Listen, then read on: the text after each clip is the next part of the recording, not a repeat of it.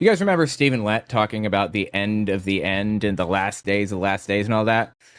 Jehovah's Witness governing body member, if you're unfamiliar, just listen to this. It's a throwback. I want to look at how stupid the Jehovah's Witness quote unquote prophecies sound 5 years after they were made. The spread of this disease is distressing, to be sure. Stephen Lett, after COVID started, basically, believed that, or the governing body of Jehovah's Witnesses, believed that COVID was the beginning of the end, basically. But we're really not surprised to see the world in the grip of such pestilence, are we? He is so weird, the way that he talks.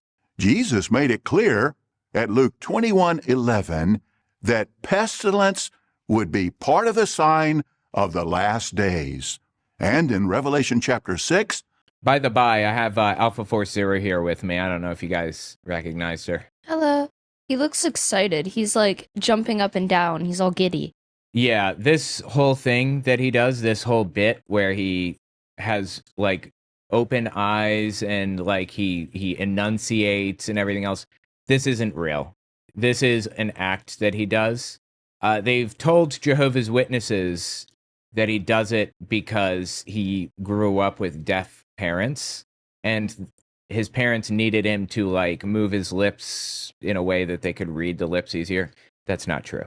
It's just completely fictitious. I've learned sign language, if anything, right? And also, like, when people learn to read lips, they don't need you to enunciate like this if you're living with them. They just learn to read your lips, you know?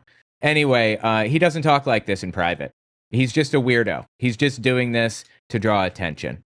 By the way, guys, check out my new shop, owenmorgan.com/shop. I have a bunch of really cool designs on there. would be part of the sign of the last days. And in Revelation chapter 6, the ride of the fourth horseman includes mention of deadly plague. Of course, COVID at the time.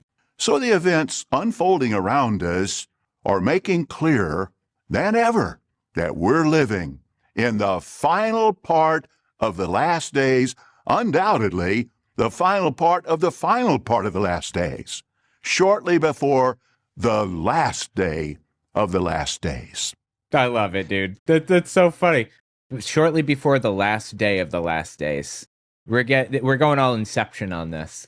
All right, so that's absolutely absurd, obviously. Okay, the end did not come the way that Jehovah's Witnesses heavily implied at the very bare minimum. But let's look at a few other old Stephen Lett clips that are absolutely ridiculous just for laughs, okay? Check this one out. This is Stephen Lett making an even bigger fool of himself, you can believe it. That our focus should be on spiritual things and not on physical things. And this is especially true. You know, every time a preacher or religious nutcase, religious leader says something like this, you know they're going to try to weasel money out of you next, right?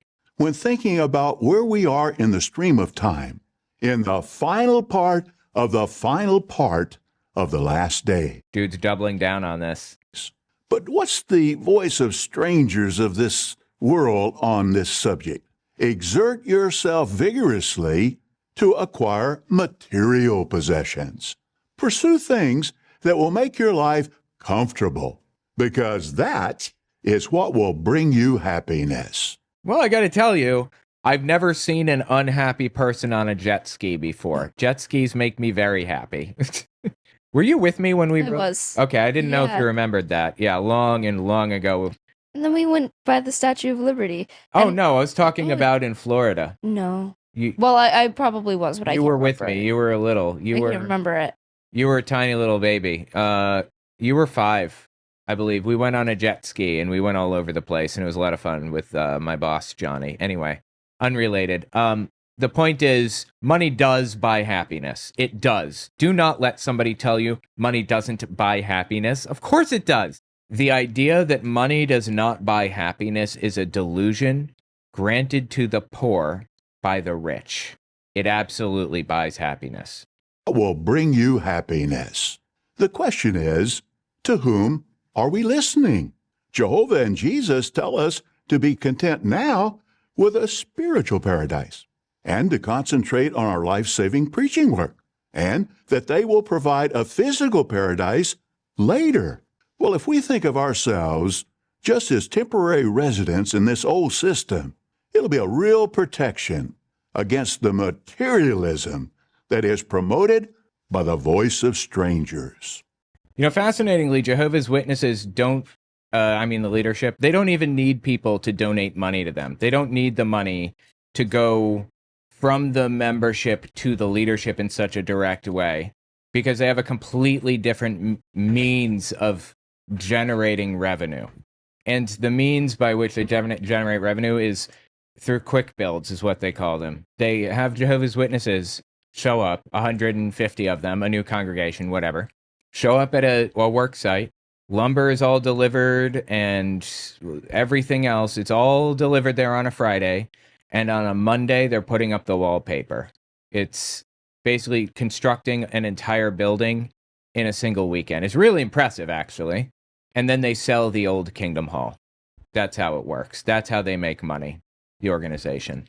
So they can get away with discouraging people from caring about money and encouraging them to care more about the religion and door knocking and stuff, and also survive as a religious group by doing that. Okay. Just out of curiosity, we got one more clip here that I want to take a look at. Another Stephen Lett one where he's making a fool of himself again.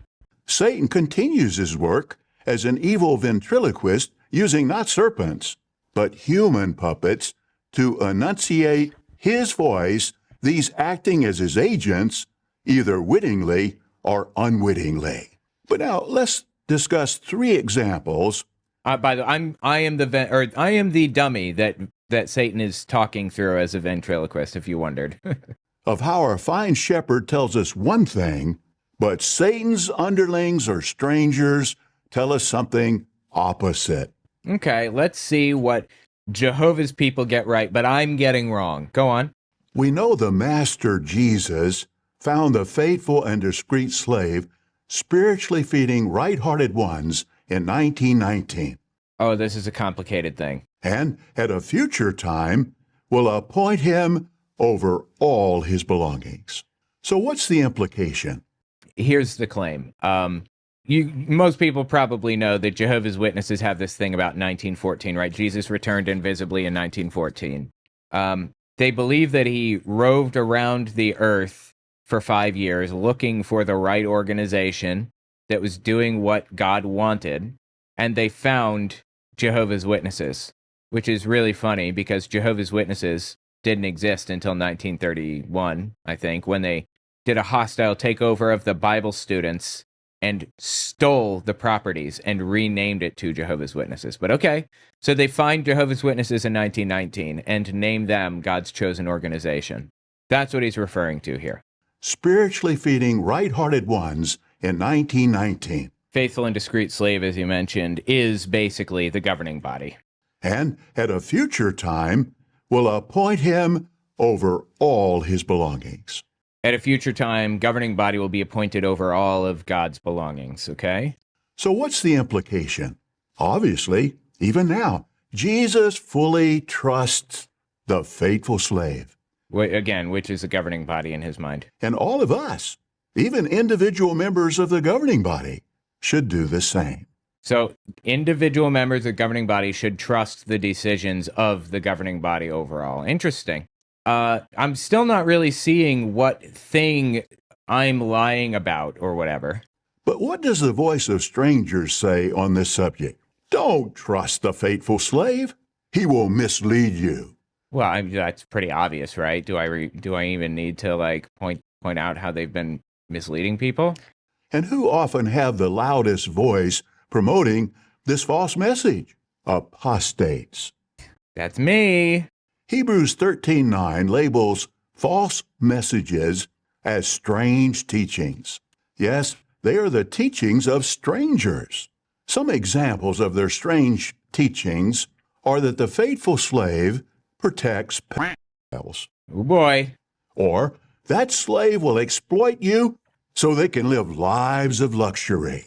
Well, yeah, I mean, we do have the video of Tony Morris going to, which is a governing body member, or was a governing body member, going to a liquor store and buying massive amounts of liquor. Like, oh my God, like $1,800 worth of alcohol. We also have images of the governing body members wearing like expensive pinky rings, wearing Rolex watches and stuff like that. So yeah, absolutely. Is that because JWs gave them money? Well, when pushed on it, they were asked, where did he have the money for that? And some of them said, well, some of these people were independently wealthy before becoming governing body members. I don't. Some of these people. Yeah, Tony Morris was not independently wealthy. He was like a Vietnam vet, as far as I understand. Do they get money from being a governing body member, aside from the money that They're people given give them? housing. They live in Bethel. And they have all of their everything's paid for. How are they given housing?